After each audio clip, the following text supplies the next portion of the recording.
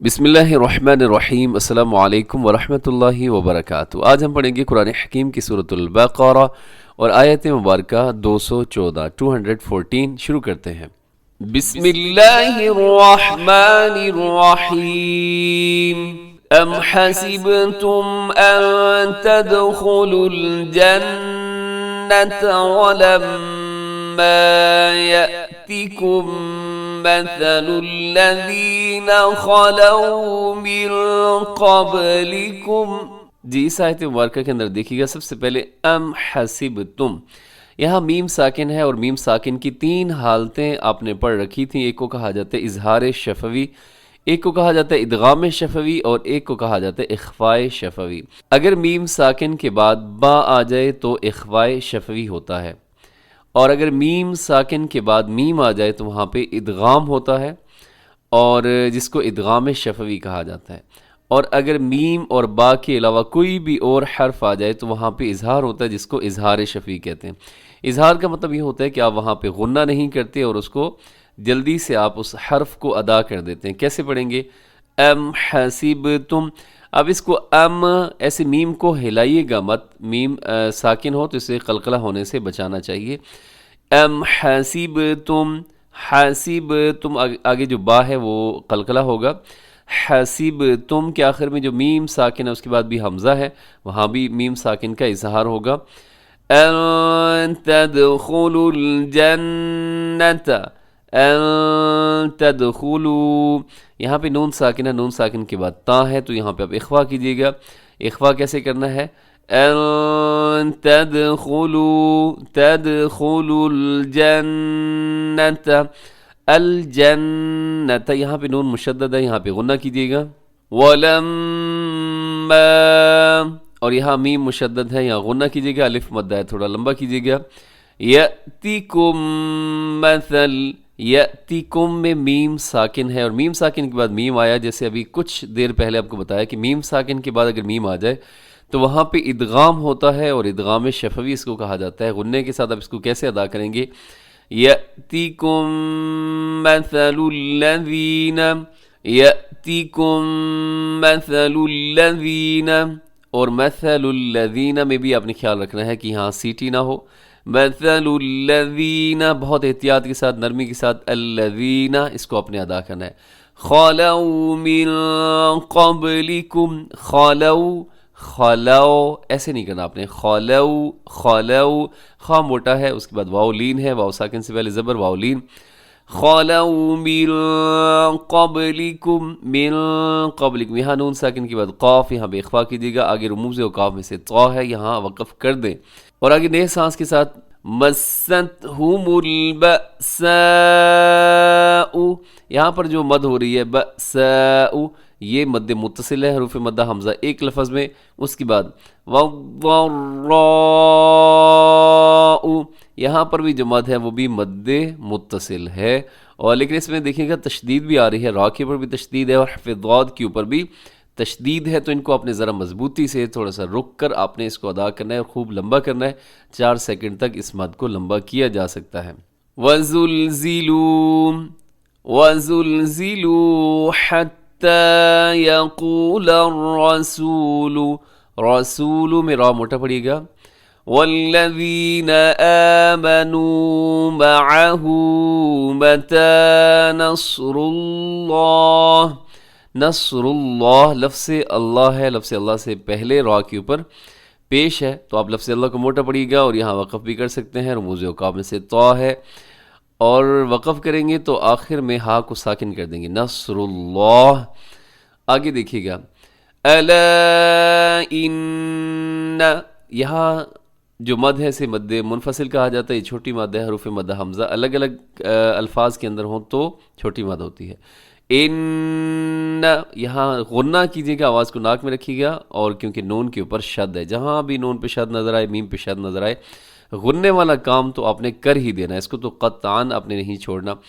ان نصر اللہ، لفظ اللہ موٹا پڑے گا، اس کے پہلے را ہے اور را کے اوپر حرکت ہے، تو اس لیے لفظ اللہ تو اس لیے موٹا پڑا جائے گا، لیکن را اس لیے موٹا پڑا جائے گا کیونکہ را کے اوپر حرکت ہے، اور صاد اس لیے موٹا پڑھا جائے گا کیونکہ وہ ہمیشہ موٹا ہی پڑھا جاتا ہے اور اسے حروف مستعلیہ کے اندر ہے۔ مستعلیہ استعلاء سے زبان اوپر اٹھتی ہے جب آپ ان حروف کو ادا کرتے ہیں، اور یہ ہمیشہ موٹے پڑھے جاتے ہیں۔ کون سے؟ یہ 7 حروف ہیں، خ، صاد، ضاد، طا، ظا، غین، قاف۔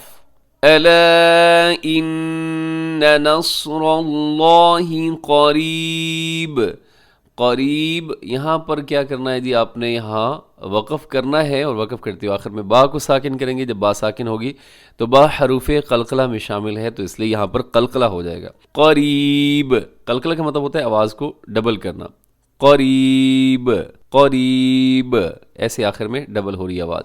اس آیت مبارکہ کو آپ پھر سنیے گا۔ ام حسبتم ان تدخلوا الجنة ولما يأتكم مثل الذين خلوا من قبلكم مستهم البأساء والضراء وزلزلوا حتى يقول الرسول والذين آمنوا معه متى نصر الله ألا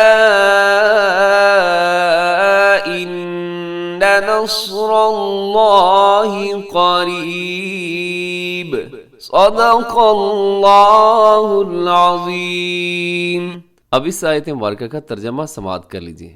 ام کیا، حسب تم خیال کرتے ہو، ان کہ تدخلو تم داخل ہو جاؤ گے، الجنت جنت میں، جنت، ولما اور جبکہ نہیں، یأتیکم آئی تم پر، مثل جیسے، الذین جو، خلو گزرے، من قبلکم تم سے پہلے، مستہم پہنچی انہیں، البأساء سختی، والضراء اور تکلیف، وزلزلوا اور وہ ہلا دیے گئے، حتی یہاں تک، یقول کہنے لگے، الرسول رسول، والذین اور وہ جو، آمنوا ایمان لائے، معہ ان کے ساتھ، کیا کہنے لگے جی؟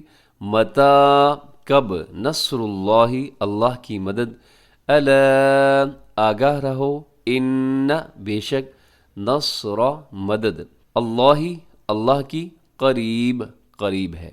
جی اس آیت مبارکہ کا تھوڑا سا مفہوم سمجھیے گا کہ جس وقت مسلمان مکہ مکرمہ کے اندر تھے تو مکہ کے اندر جو کفار مکہ تھے انہوں نے ظلم اور تشدد اور بربریت کی انہوں نے انتہا کر رکھی تھی، مسلمانوں کو بہت ستایا، حتیٰ کہ مسلمان مجبور ہو کر مدینہ منورہ جو ہے وہ رسول اللہ صلی اللہ علیہ وسلم کی قیادت میں ادھر تشریف لے کر گئے، تو وہاں بھی ان کفار نے ان کا پیچھا کیا اور ان کو اذیت دینے کا کوئی موقع ہاتھ سے نہیں جانے دیا۔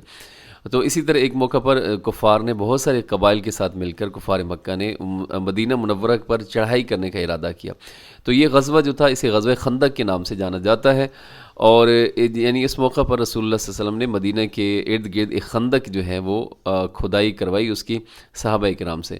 تو یہ حالات بہت سخت تھے جب یہ غزوہ خندق ہو رہا تھا، اور قرآن پاک میں آتا ہے کہ اس دن بلغت القلوب الحناجر، مسلمانوں کی حالت یہ ہو رہی تھی کیونکہ ایک تو سردی بہت زیادہ تھی اور کھانے پینے کی اشیاء کی بھی بہت زیادہ کمی تھی، اور یوں لگ رہا تھا جیسے کلیجے منہ کو آ رہے ہیں، بلغت القلوب الحناجر، کلیجے منہ کو آ رہے ہیں۔ اور ایک اور مقام پہ فرمایا تھا کہ ہنالک ابتلی المؤمنون وزلزلوا زلزالا شدیدا، کہ اس دن مسلمانوں کو بہت سختی کے ساتھ جو ہے وہ آزمائش میں ڈالا گیا اور جھنجھوڑا گیا۔ جی اس موقع پر جب مسلمان بہت پریشانی کے عالم میں تھے تو اس وقت اللہ رب العزت نے آیت مبارکہ نازل فرمائی کہ ام حسبتم ان تدخلوا الجنۃ، کہ کیا تم نے یہ گمان کر لیا تھا کہ جنت کے اندر آسانی کے ساتھ تم لوگ داخل ہو جاؤ گے، جبکہ اللہ کریم تمہیں نہیں آزمائے گا؟ تو ایسا ہرگز نہیں ہے، اللہ رب العزت کی سنت ہے کہ اللہ رب العزت ضرور آزماتے ہیں۔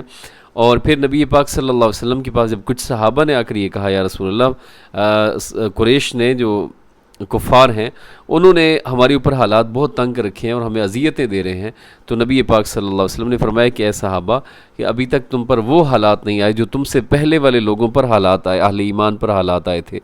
پھر آپ صلی اللہ علیہ وسلم نے فرمایا کہ کچھ لوگوں کو زمین میں گاڑ کر ان کے اوپر آرے چلائے گئے، ان کو 2 ٹکڑوں میں تقسیم کر دیا گیا، لیکن اس کے باوجود ان لوگوں نے ایمان کو نہیں چھوڑا بلکہ حق پر جمے رہے۔ تو یہ آیت کریمہ نبی پاک صلی اللہ علیہ وسلم نے پھر تلاوت فرمائی۔ اب اس آیت مبارکہ کے اندر ایک مسلمانوں کو دلاسا بھی ہے کہ انشاءاللہ اللہ کی مدد ضرور آئے گی۔ مسلمان اگر ثابت قدم رہے تو اللہ کی نصرت اور اس کی مدد یقیناً انہیں پہنچے گی۔ اس کے ساتھ ہی ہمارا آج کا سبق مکمل ہو گیا۔ دعاؤں میں یاد رکھیں، خوش رہیں۔ السلام علیکم ورحمۃ اللہ وبرکاتہ۔